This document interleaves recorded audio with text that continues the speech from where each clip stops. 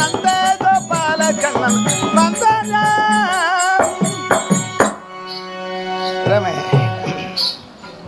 மாதவா வசு தேவருக்கும் தேவையார் அம்மையாருக்கும் 8வது புதல்வாக பிறக்கப்பட்டவன் நான். பிறந்திருந்தாலும் இந்த துவாபரி யுகத்தில் கண்ணனாக அவதாரம் தாங்கியது ஒன்று. அலங்கார பிரியனாக அவதாரம் தாங்கி நான் சிறைச்சாலையில் பிறக்கப்பட்டவன். என் தாயம்மான அவளைய கம்சனுடைய இம்சையினால் என் தாயும் தந்தையும் சிறையில் அடைக்கப்பட்டார்கள். அப்போது நான் சிறைச்சாலையில் பிறக்கப்பட்டவன். பிறந்திருந்தாலும் இந்த துவாபரி யுகத்தில் பஞ்சவர் என்றால் ஐவரை குறிக்கும். ஐவருக்கும் சகாயனாகவே உள்ளவன் நான். ஆமா, பஞ்ச பாண்டவர் வேறு யாரும் அல்ல. யாரு? என் அத்தையா விளங்கி குந்தம்மா தேவி கர்ப்பத்திலே பிறந்தவர்கள்.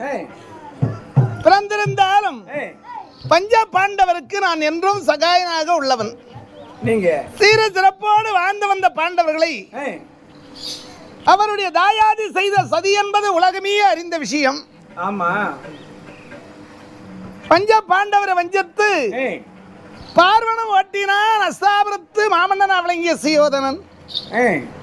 பார்வனம் ஓட்டிய பொழுது 12 வனம் ஓராண்டு அஜ்ஞாதவாசம் கழித்து வந்தால் தங்களுக்கு சேர வேண்டிய அரதுபாகும்.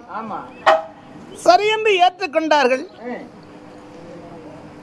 ஐவருக்குரிய தேவியோடு வனமையாகிய பொழுது வனத்திலே எத்தனையோ இடையூறெல்லாம் சந்தித்தார்கள். என்னுடைய அருளால் கழித்தார்கள். 1 வருடம் அஜ்ஞாதவாசம் மரபரத்தோடு மச்ச நாடு அடைந்து 1 வருடம் கழிந்த பொழுது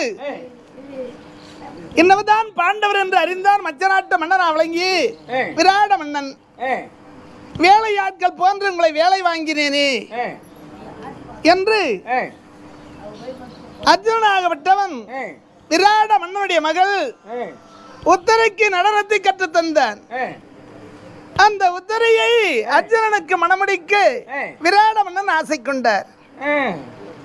அர்ஜுனாகப்பட்டவன் எனக்கு மாணவியாக வேண்டும், அப்படி நீங்கள் தருவதா இருந்தால் என் மகன் அபிமன்னன் இருக்கிறான், அண்ணவனுக்கு 2ஆம் தாரம் தாருங்கள் என்று கேட்க சரி என்று ஒப்புக்கொண்டு மணமுடித்தார்கள்.